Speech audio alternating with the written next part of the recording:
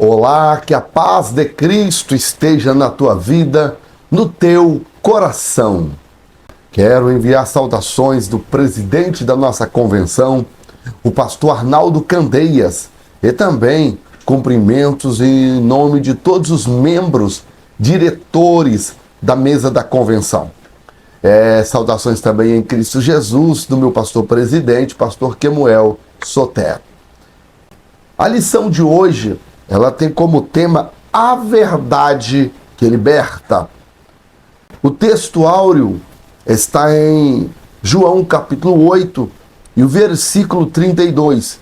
E conhecereis a verdade, e a verdade vos libertará. Nossa verdade prática diz-nos o seguinte: o verbo divino representa a verdade que se manifesta na história para libertar o pecador. Então, a pergunta que não quer calar não é o que é a verdade, sim quem é a verdade. A leitura bíblica em classe está em João, o Evangelho de João, capítulo 7, versículos 16 a 18, depois versículos 37 e 38 e, por fim, capítulo 8, versículos 31 até o versículo 36. Escuta aqui, se você ainda não deu o seu like, se você ainda não comentou, eu quero te pedir, por favor, entre, comente a nossa lição, dê o seu like, porque ao fazer isso, o próprio YouTube entende que esse conteúdo é relevante e o próprio YouTube distribui, envia, facilita para outras pessoas receber esta mensagem tão importante. Na lição de hoje, nós vamos estudar uma participação importantíssima de Jesus em uma das maiores festas do povo judeu. O povo judeu tinha três grandes festas. A primeira festa era a festa da Páscoa. Que era celebrada em março e abril. A segunda festa que o povo tinha era a festa do Pentecostes. 50 dias após a festa da Páscoa, né? Páscoa em hebraico, Passar, né? 50 dias após essa festa, tinha a festa do Pentecostes, que é chamada em hebraico de Shavuot, que significa semanas. Era a festa das semanas ou festa do Pentecostes. A festa do Pentecostes era as primeiras colheitas, as primícias. Então, chamada de festa do Pentecostes.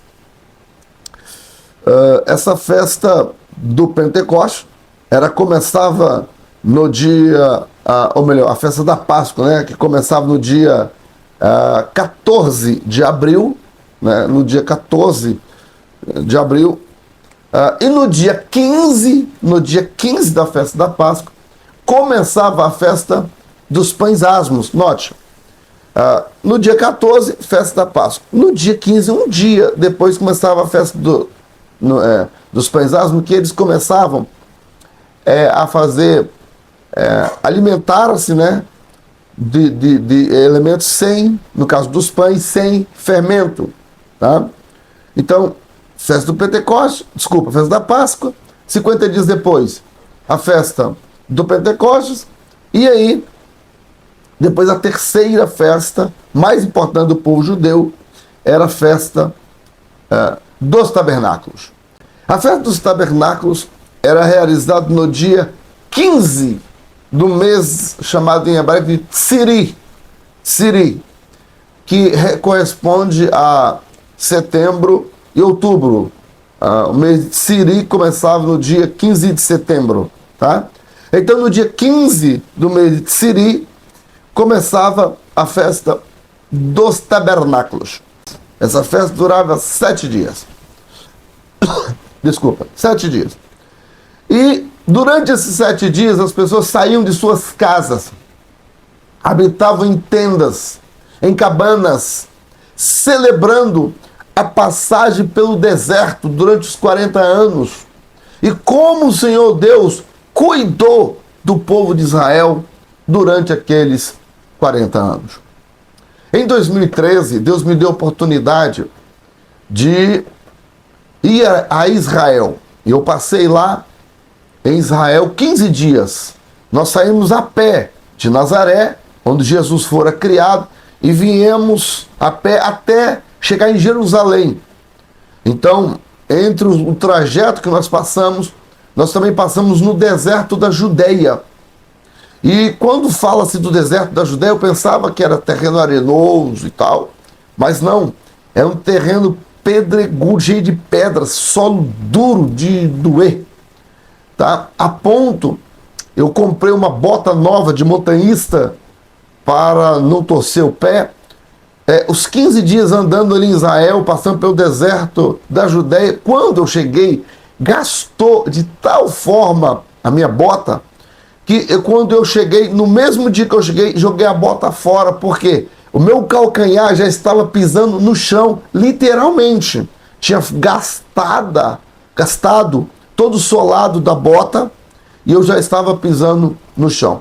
Quando eu vi aquilo, eu pensei, o milagre que a Bíblia diz que o sapato não gastou, a roupa também não, durante os 40 anos, o milagre foi maior do que eu imaginava. Eu glorifiquei a Deus. Mas falando da festa dos tabernáculos, eles ficavam 7 dias habitando em tendas, os povos vinham de todas as partes até a cidade de Jerusalém. Pessoas vinham de outros países, de outros lugares, onde tinha judeus, eles vinham para essa grande festa, a festa dos tabernáculos. E durante 7 dias eles saíam de suas casas, ficavam nas ruas, nas tendas, celebrando. No oitavo dia, era um dia especial, que dava assim, como pacote da festa dos tabernáculos, como pacote, vamos dizer, como dia conclusivo da festa dos tabernáculos. Na verdade era um dia a seguir, né, o oitavo dia, tinha uma celebração chamada de Shemini Atzeret. Shemini Atzeret, assim é que se pronuncia. O que era o Shemini Atzeret? Era uma assembleia, uma santa convocação.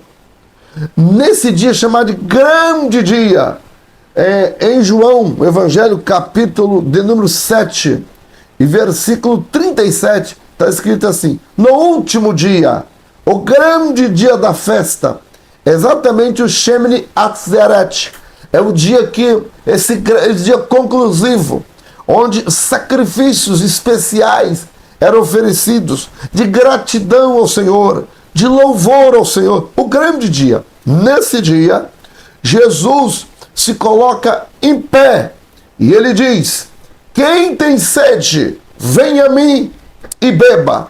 Jesus, durante o dia da festa, ele ficaria meio que anônimo, mas no grande dia da festa, ele se apresenta, ele se revela. E é nesse contexto da festa dos tabernáculos é que Jesus vai até Jerusalém. Ele sai da Galileia e ele chega em Jerusalém e discorre a nossa lição, onde Jesus se revela como a verdade que liberta. A verdade que liberta. Então, olhando para a nossa lição, tendo esse pano de fundo, que ele está agora numa das maiores festas, a festa dos tabernáculos, ele está em Jerusalém. E aqui, no ponto 1 da nossa lição, está assim: Jesus, a verdade em Jerusalém. Ele sai da Galileia, onde ali Jesus estava, melhor dizendo, com seus discípulos e seus irmãos também. Jesus, ele chega ali, ele estava na Galileia e ele vai para Jerusalém. Os irmãos de Jesus falam com ele: rapaz, quem faz esses milagres que você faz aí, essas coisas? Os irmãos de Jesus falam: você tem que ir a Jerusalém, para que o povo te conheça. E Jesus fala: olha, o meu tempo ainda não é chegado. A palavra tempo aqui no hebraico é a palavra kairos. Na maioria das vezes, no Novo Testamento, quando aparece a palavra kairos, se refere-se ao tempo de Deus. No grego bíblico tem duas palavras para tempo. Uma é a palavra cronos, daí a palavra cronômetro, mais voltada para o tempo, ou mais voltado para o tempo humano, o tempo dos homens, a palavra cronos. Já a palavra kairos é tempo de Deus, tempo de Deus. E aí Jesus ele fala, é claro que o contexto que vai definir não é bem exatamente a palavra, mas o contexto. Mas na maioria das vezes, quando aparece a palavra kairos na Bíblia, está se referindo ao tempo de Deus. E aqui Jesus fala, ainda não é chegado o meu tempo, ou seja, não é chegado o tempo de Deus, o kairos, tá? E os irmãos de Jesus falam, você deveria ir para Jerusalém, se apresentar lá, mas Jesus ele fala, ainda não é chegado o meu tempo. Aqui eu aprendo uma coisa, muitas pessoas, quando são chamadas por Deus para executar uma tarefa, elas acabam se precipitando. A precipitação, não aguardar o kairos de Deus, não aguardar o tempo de Deus, tem prejudicado muitas pessoas escolhidas por Deus. E sabe o que acontece? Acaba atrasando o que Deus tem na vida delas, porque não é o fato de eu ter um chamado de Deus, de eu sentir que Deus está comigo, que Ele me escolheu, que Ele me usa, que eu devo agora sair por aí se apresentando, buscando oportunidade, buscando fazer ou acontecer. Não, eu preciso entender essa grande verdade, aguardar o tempo de Deus. Jesus, a comunhão de Jesus, através da sua vida de oração, era tão grande com Deus, que ele sabia o tempo certo.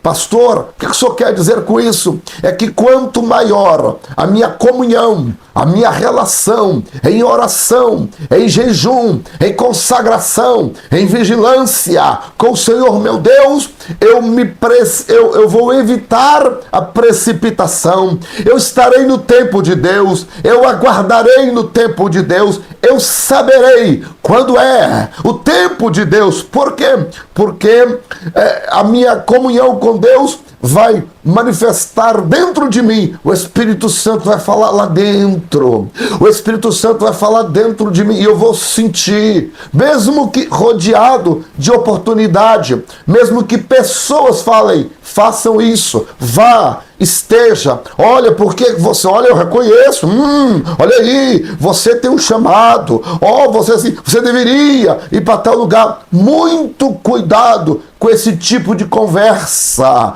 muito cuidado com esse tipo de convite, de proposta. Muitas pessoas estão se dando muito mal no ministério porque não entendem o tempo de Deus. Então, logo no ponto 1 da nossa lição, aqui Cantando Pneu, nós temos aqui, quando Jesus está na Galileia e ele precisa ir a Jerusalém, mas ele aguarda o tempo de Deus, o kairos de Deus na nossa vida. Jesus ele estava para ser, tempos depois ele seria preso, né? Já estava próximo dessa situação, o judeu já estava articulando para matá-lo, e se Jesus se precipita, ele seria morto antes do tempo, antes da hora. Quantas pessoas se arrebentam todos, né? Quantas pessoas se arrebentam todas, por causa de quê? Por causa de não aguardar o kairos de Deus. Aguarde o kairos de Deus. Tenha comunhão com Deus. Não vá por conversas externas. Não vá por influências. Tome muito cuidado. Porque, senão, você pode se dar muito mal. O subponto 2, ainda no ponto 1 da nossa lição, fala aqui sobre a festa dos tabernáculos, né? Que a palavra festa dos tabernáculos, na verdade, que o Sukkot, em hebraico, Sukkot, festa dos tabernáculos, já falei, né, sobre isso. O terceiro subponto da lição, no ponto 1, está assim, vivendo na verdade. Então, Jesus ele vai a Jerusalém, como eu disse, no último dia da festa, o Shemini Atzeret, ele se coloca de pé e ele proclama, né, quem tem sede, venha a mim e beba. O que está acontecendo, a festa dos tabernáculos dura 7 dias, está acontecendo a festa dos tabernáculos.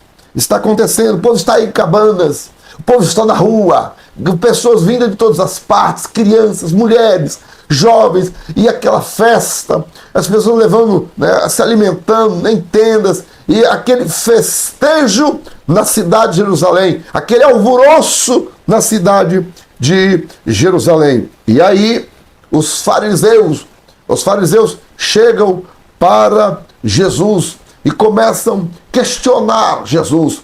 E Jesus, no capítulo 7, versículo 16, Jesus responde àqueles fariseus, porque eles estavam ali murmurando. E Jesus, ele diz assim, Jesus respondeu e disse, versículo 16 do capítulo 7, a minha doutrina não é minha, mas daquele que me enviou. Se alguém quiser fazer a vontade dele, do Pai, pela mesma doutrina conhecerá se ela é de Deus ou se eu falo de mim mesmo. Quem fala de si mesmo busca sua própria glória, mas o que busca a glória daquele que o enviou, esse é verdadeiro e não há nele injustiça. Jesus estava se revelando como a verdade que veio do Pai, porém eles não estavam entendendo, e eles estavam murmurando. E aqui Jesus ensina uma lição importantíssima, né? Que quem está na doutrina do Pai não busca a sua própria glória. É uma coisa muito interessante a ser observada, porque quantas pessoas querem visualizações, querem se lançar, querem se promover, mas quem está na doutrina de Cristo busca unicamente exaltá-lo, glorificá-lo, bendizê-lo. Então, por quê? Porque a verdade que é Jesus, ela é libertadora. Ela é libertadora. E aqui o comentarista da lição faz assim, Jesus ele estava presente na festa, o que significa que Jesus, com a sua doutrina, com o seu ensino, com a sua verdade, com a sua palavra, ele está presente em nosso meio, em nossa vida. E até o escritor coloca aqui, através do Espírito Santo, ele está presente em nosso meio.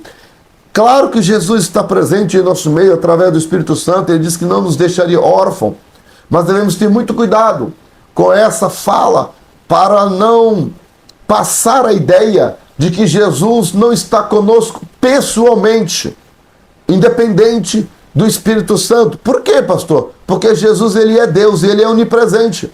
Então quem está conosco não é apenas o Espírito Santo, está conosco o Deus triuno, o Pai, o Filho e o Espírito Santo moram dentro de nós, o Deus triuno.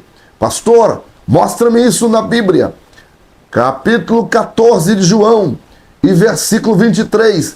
Jesus respondeu e disse-lhe, se alguém me ama, guardará a minha palavra, em outras palavras, a minha doutrina, e o meu Pai o amará, e viremos para ele, e faremos nele morada.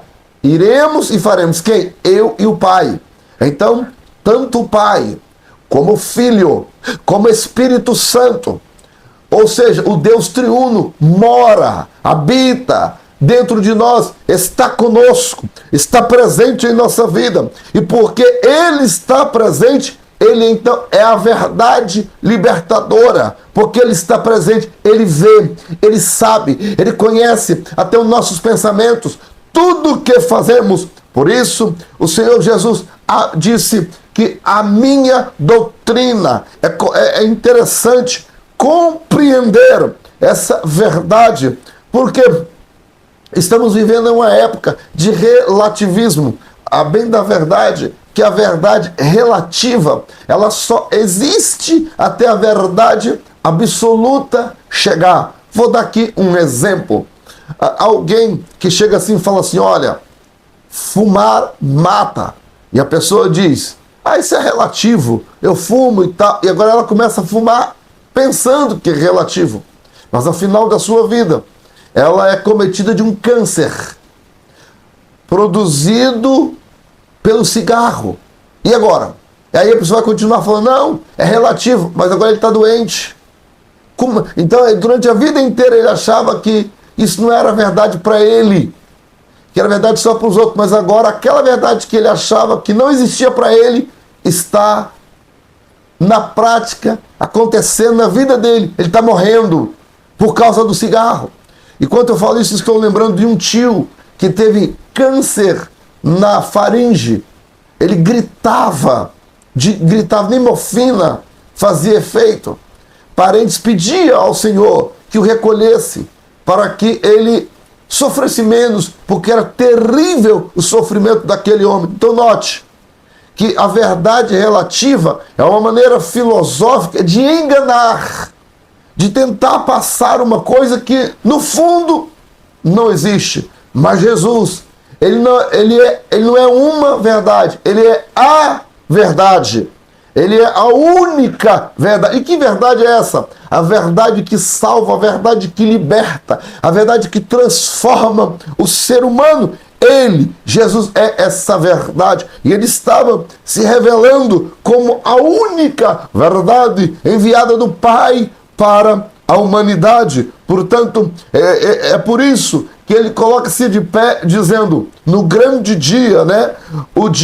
O Shemini Atzeret, o grande dia da grande assembleia. Atzeret significa assembleia, convocação.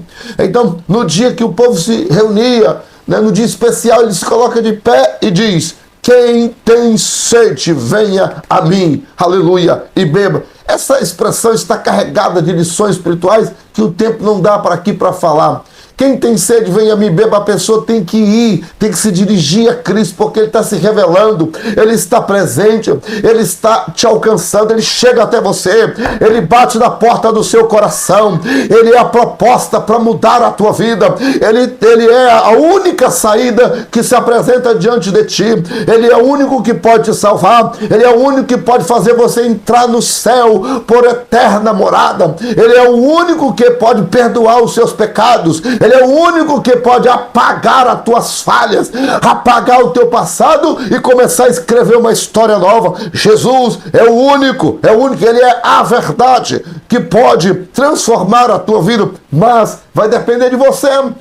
Por isso você vai precisar se dirigir a Ele. E Ele diz, quem tem sede, venha a mim, que está convite, está tantas verdades, tantas lições, tantas maravilhas nessa maravilhosa expressão de Jesus Cristo. Ok? Assim sendo, então, no segundo ponto da lição, diz assim, Jesus, a verdade diante dos escribas e fariseus.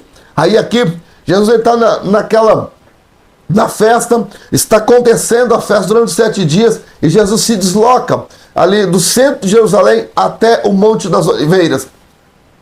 Do centro de Jerusalém até o Monte das Oliveiras é pertinho, pode-se ir a pé mais ou menos, não deve dar nem 1 quilômetro, né? Você vai se a pé, não dá 1 quilômetro, mais ou menos 500, 600 metros.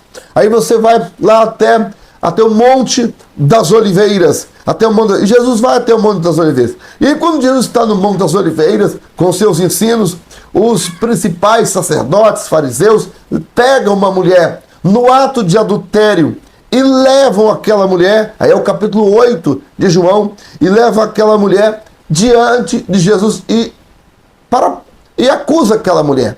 E eles agora montam uma pegadinha para ver o que Jesus ia responder. Na cabeça deles, eles eram teólogos, escribas, fariseus, treinados, homens catedráticos, e eles achavam que iam pegar Jesus.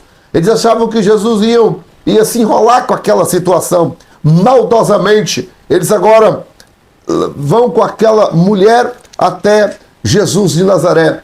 Em Levítico, no capítulo 20 e versículo 10, diz que a pessoa que fosse apanhada em adultério, ou as pessoas deveriam ser levados, ambos, o homem e a mulher, e ambos seriam apedrejados.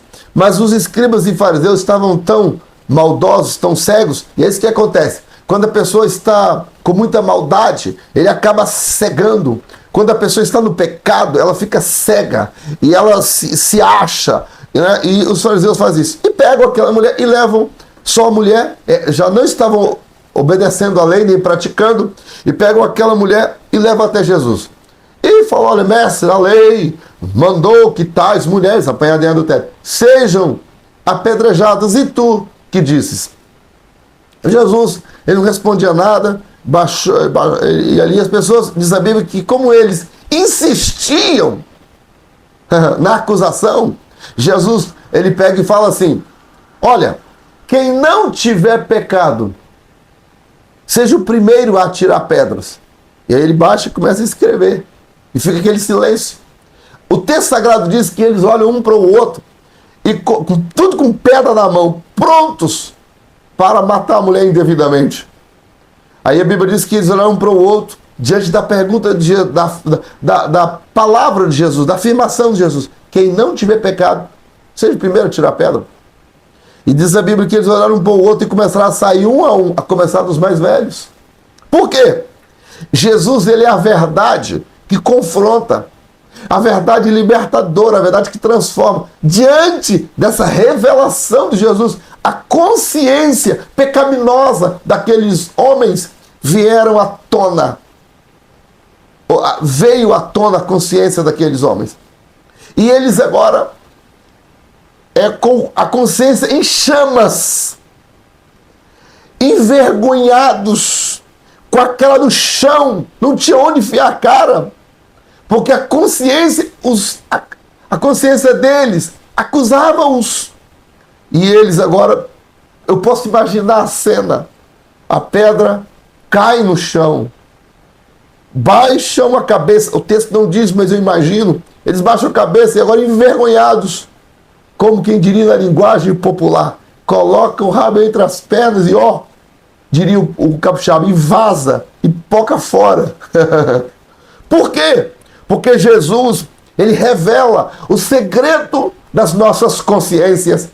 Diante de Jesus, a consciência do pecador fica latente, fica nua, descoberta. Por isso, Jesus é a verdade que liberta, porque ninguém consegue ser trapaceiro diante da presença gloriosa de Jesus. A verdade, quando a verdade chega, a mentira não prevalece. Ela tem que cair fora. É vergonhoso quem está na mentira quando a verdade chega. Jesus é essa verdade, a verdade que liberta. Então, no subponto 2, do ponto 2 da lição, diz assim: Jesus, a verdade revelada. Aqui,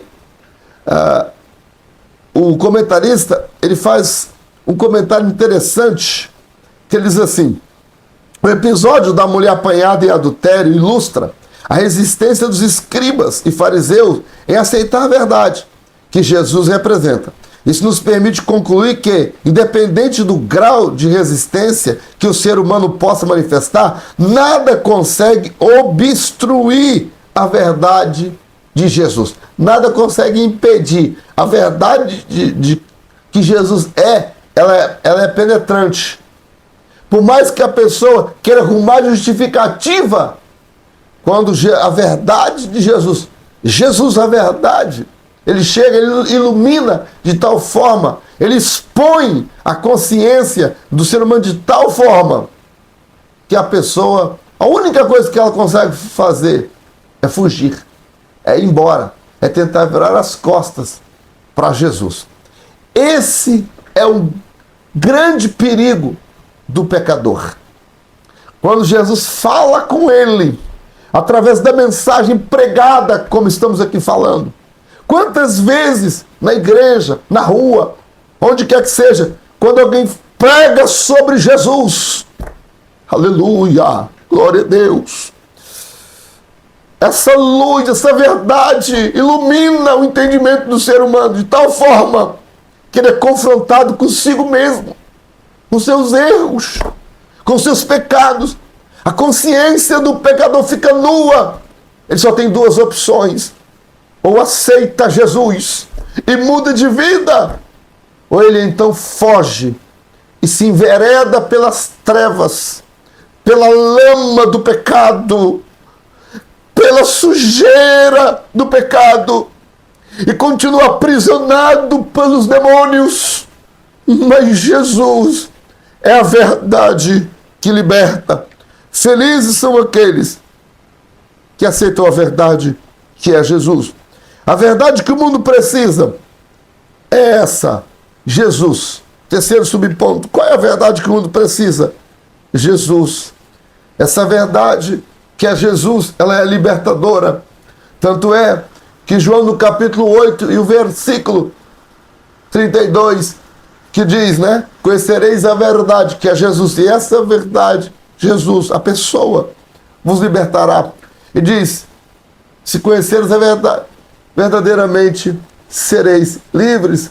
Diz assim, o versículo 32, né? Conhecereis a verdade, e a verdade vos libertará. O versículo 30, exatamente, é isso aí. E que se verdadeiramente, e se o Filho vos libertar, diz o texto, se o Filho vos libertar, verdadeiramente sereis livres. Se o Filho vos libertar, verdadeiramente sereis livres. Verdadeira verdade. Verdadeiramente sereis livres. É interessante esse texto. Tem pessoas, uma vez alguém chegou para mim e disse, você quer tomar um copo de cerveja? Eu falei, não, obrigado. Você é criança, você não pode beber. Posso? Eu disse, eu posso. Mas a sua igreja não proíbe? Não. A sua igreja não proíbe fumar? Não. Sua igreja não proíbe você ir nos bailes? Não. Sua igreja não proíbe você cheirar uma carreirinha de cocaína? Também não. E por que você não faz isso? Porque eu não quero. Eu sou livre. Você já viu, você conhece um alcoólatra? Você coloca um copo de bebida alcoólica assim, ele não aguenta ver e não beber. Por quê? Porque ele não é livre. Ele bebe, não é porque é livre, ele bebe porque é escravo. Não consegue ficar fora, não consegue ficar sem. O livre é aquele que vê, tem a oportunidade de fazer, mas não faz porque não quer. Jesus, ele é esta verdade, a verdade libertadora.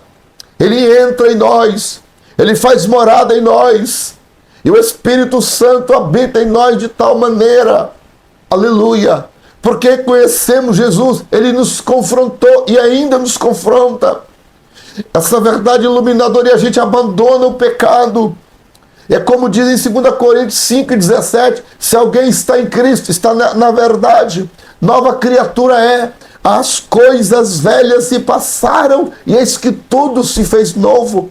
A nossa aliança com Jesus é uma aliança de liberdade. Nós estamos livres, verdadeiramente livres, a ponto de abandonar as músicas mundanas, de abandonar os vícios, de abandonar as propostas que o mundo oferece, que só dão prazeres momentâneos. E nós então estamos em Cristo, a verdade que nos libertou, e nós temos a oportunidade de fazer o contrário, mas não queremos. Por quê? Porque a alegria, o prazer, porque a aliança com Jesus vale muito mais a pena. Nós estamos livres. Se o Filho vos libertar, diz o versículo 36, né? Se o Filho vos libertar, João 8:36, verdadeiramente sereis livres. Então, o povo judeu precisava de encontrar essa verdade, aceitá-la, que é Cristo. Ele é a verdade libertadora. Escute, é assim que a nossa lição termina, não é? Jesus, a verdade que liberta. Ele é a única, Jesus é a única, ele, o que é a verdade? Sim, quem é a verdade? Jesus, ele, a pessoa de Jesus, ele é a verdade que liberta. Quem tem Jesus está livre. Quem tem Jesus tem a verdade. Quem tem Jesus não precisa de buscar outras situações. Quem tem Jesus tem tudo. Ele está na verdade. Não há nada que possa preenchê-lo mais do que ele próprio, a verdade libertadora. Que Deus nos abençoe e até a nossa próxima aula, se Deus quiser, que terá como tema o bom pastor e as suas ovelhas. Vai pegar fogo a próxima lição. Te espero lá. Que Deus abençoe e até a nossa próxima aula, se Deus quiser.